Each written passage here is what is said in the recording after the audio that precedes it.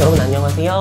네, 오늘은 여러분들하고 편하게 오형식에 대한 저의 견해, 그리고 이거를 공부할 필요가 있는지 그런 거에 대해서 함께 얘기를 나눠보는 시간을 가져보려고 합니다.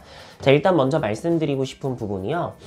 이 오형식이라는 거 정말 우리나라에서는 굉장히 유명한 이론이죠. 하지만 사실 오형식을 회의적으로 바라보시는 분들이 좀 계십니다. 그 이유는 뭐 여러 가지가 있겠지만 일단 알고 계실지 모르겠는데 이 오형식이라는 어형은 말이죠. 전 세계적으로 배우는 국가가 굉장히 적습니다.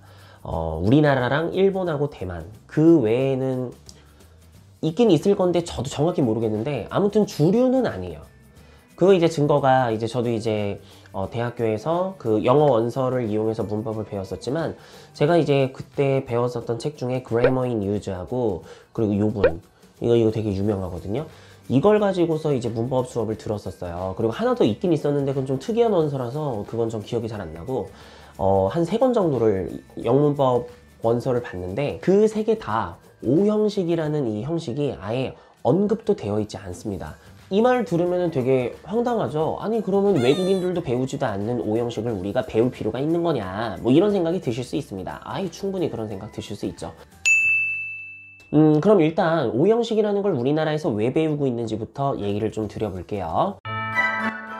자, 이것 때문에 제가 어쩌다가 공부를 좀 하게 됐는데 우리나라가 영어가 최초로 들어온 거가 1816년에 영국의 맥스웰 함장? 이분의 글씨가 우리나라의 영어가 최초로 들어온 사례라고 하네요. 뭐 그땐 우리나라 영어 할 줄 아는 사람이 아예 없었겠죠. 근데 고종 황제가 영어에 관심이 되게 많았대요. 그래가지고 1885년에 유경공원이라는 거를 설립해서 그때부터 영어를 본격적으로 가르쳤다고 하더라고요. 그래서 정말 우리나라에 영어 잘하는 사람이 그때부터 많이 늘기 시작했다고 하더라고요. 자, 그런데 여기서 이제 문제가 생깁니다. 다들 아시다시피 그 이후에 우리나라가 일본에 점령을 당하죠. 그때요, 영어를 가르치는 사람이 일본어를 할 수 있어야 된다라는 그런 법이 생겼대요. 그래가지고 일본에서 강사들을 데리고 와가지고 영어를 가르쳤다고 하더라고요. 근데 그 당시에 일본에서는 번역을 위한 영어 공부를 굉장히 많이 하고 있었고, 그러다가 영국의 어떤 학자가 영어의 5가지의 형태, 5가지의 형식을 만들어냈는데, 근데 그 이론을 일본에서 차용을 해서 전국에서 그 이론을 배우고 있었다고 합니다. 근데 그 사람들이 우리나라로 온 거예요.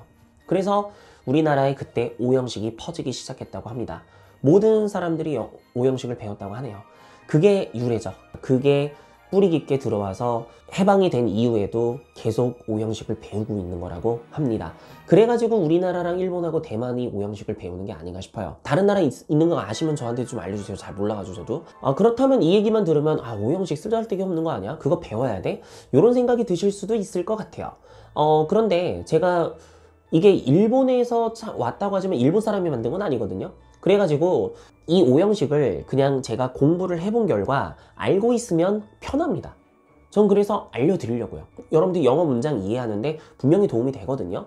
뭐 기왕 쓸 거면 알고 쓰자는 거죠. 그래서 제가 이런 영상 만들어서 우리 이해해보자고 했었던 거죠. 그런데 말입니다, 이 오형식을 회의적인 시각으로 바라보시는 분들이 하는 얘기가 이거예요.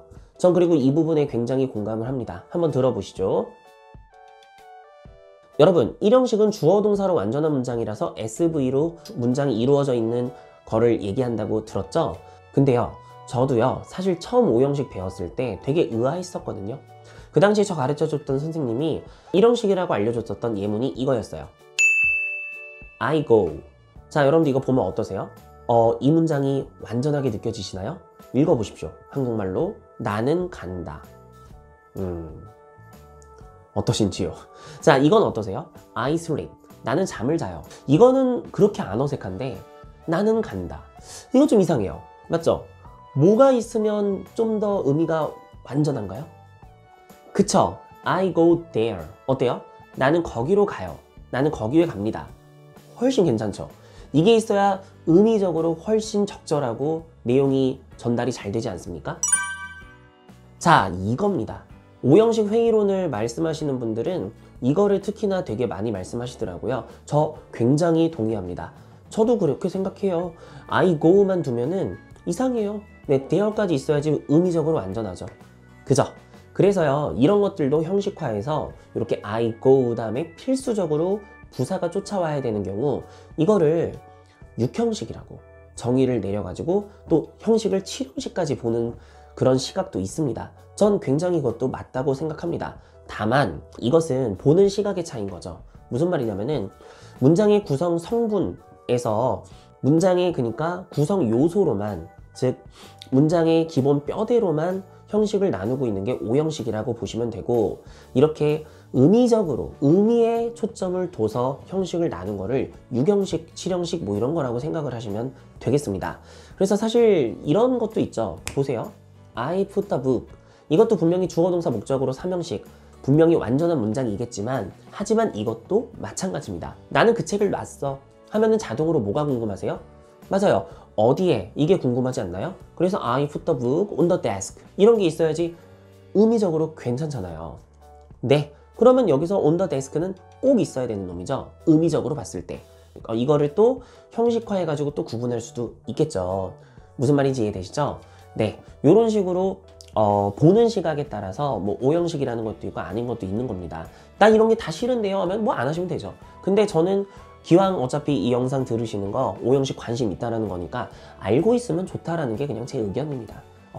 근데 알 거면은 이런 시각이 있다라는 것도 이해는 하고 있자는 거죠. 그게 제가 여러분들한테 꼭 드리고 싶은 얘기입니다. 근데 5형식이 제가 절대적으로 좋다고 하는 얘기는 아니에요. 왜냐면 이 5형식에도 되게 애매한 부분들이 너무 많습니다. 공부할수록 그런 걸 많이 느끼게 되거든요. 그래서 여러분 이 문장 한번 봐보시겠어요? 자, 질문 드리고 싶어요. 여러분들은 이 문장을 몇 형식이라고 하실 겁니까?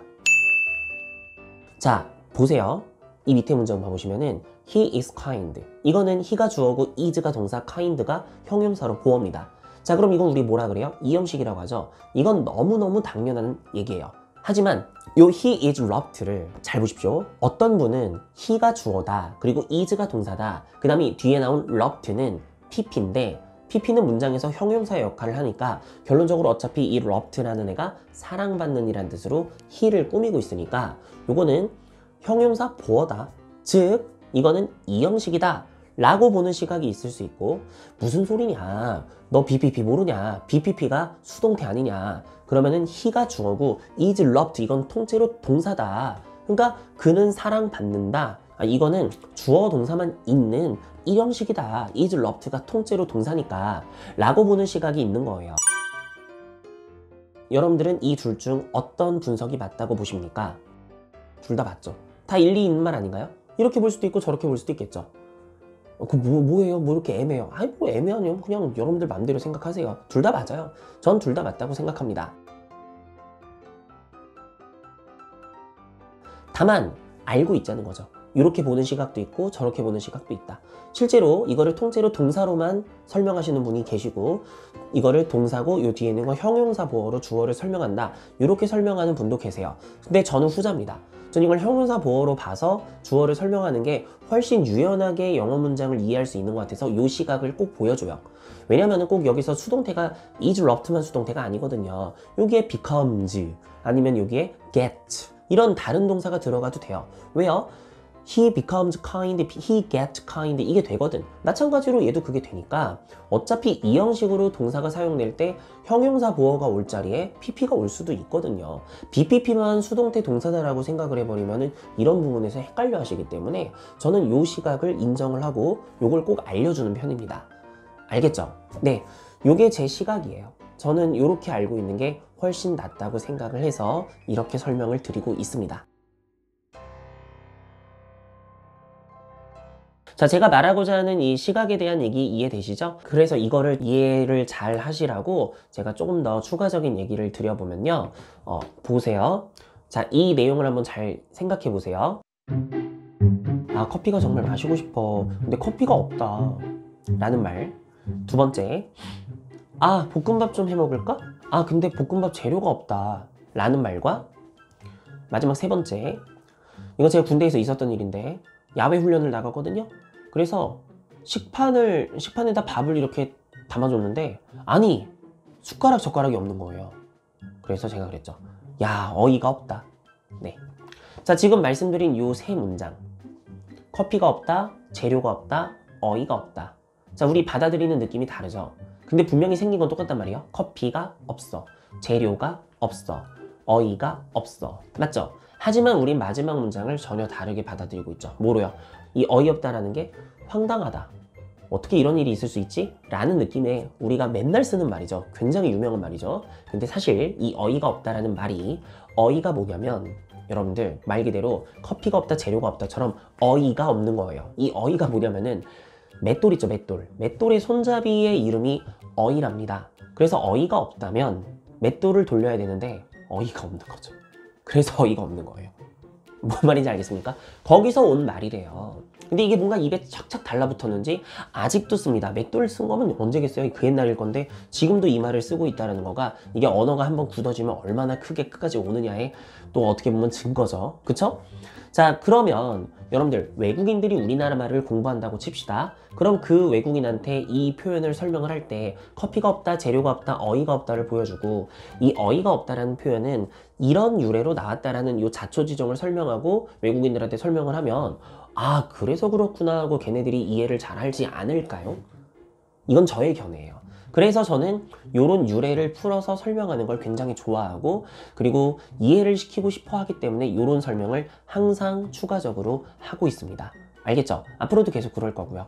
이게 지금 유튜브이기 때문에 제가 다 설명드릴 시간이 없어요. 그리고 편집하는 게 너무 빡세가지고 그래서 편집을 안 하면 근데 뭐 이런 식으로 말하면 얼마든지 계속 찍어서 올릴 수 있지만 그거는 또 그렇게 올리진 좀 못하겠고 근데 이번 거는 좀 그렇게 올려보려고 해요.